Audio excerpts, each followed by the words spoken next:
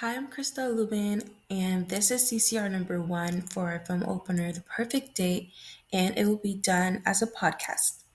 So, the questions I'll be answering are: how does your product use or challenge conventions, and how does it represent social groups or issues? So, our product uses several thriller genre conventions to create suspense and tension.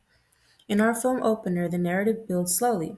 It begins with girls getting ready, which creates a fun and feminine atmosphere, especially because they are expecting a date. This establishes a calm tone before the mood suddenly changes. The shift happens when the protagonist receives a notification from an anonymous person about her boyfriend and someone who's supposed to be her close friend. Her expression changes immediately, and she's left dumbfounded and distressed by what she just saw. This moment creates tension and immediately worries her friends. After this, she says she needs fresh air and walks to go outside. At that moment, someone starts knocking on the door. She slowly walks towards the door and the scene fades to black. And the only thing the audience hears is a diegetic sound of the door opening.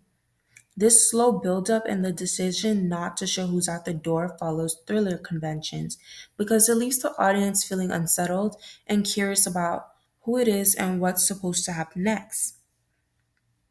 However, our film also challenges certain thriller conventions related to gender representation. Thrillers often portray female characters as weak, passive, and less likely to be the main character or protagonist of the story.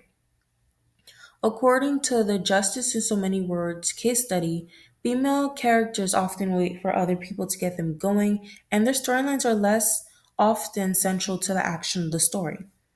This suggests that female characters are often placed in more passive roles within narratives.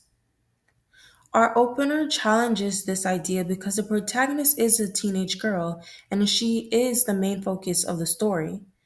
The film focuses heavily on her emotions and reaction to the situation through close ups, when she's at the door, and making the narrative more character driven rather than just limited to the focus that she could be in danger.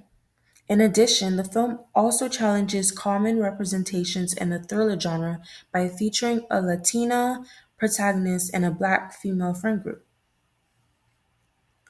which increases the diversity on the screen and is significant because thriller films often lack diverse female representation, especially with women of color as the central focus of the narrative.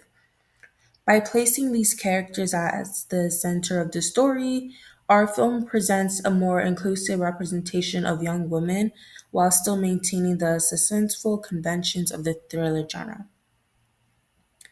It also connects to modern social issues, especially how common it is in this generation for important and dramatic information to be sent via text messages or on social media platforms. A single anonymous message can quickly affect relationships negatively by shattering it and revealing betrayal.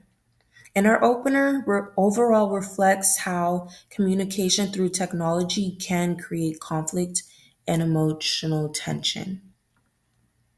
And that's it for this podcast. On to the next.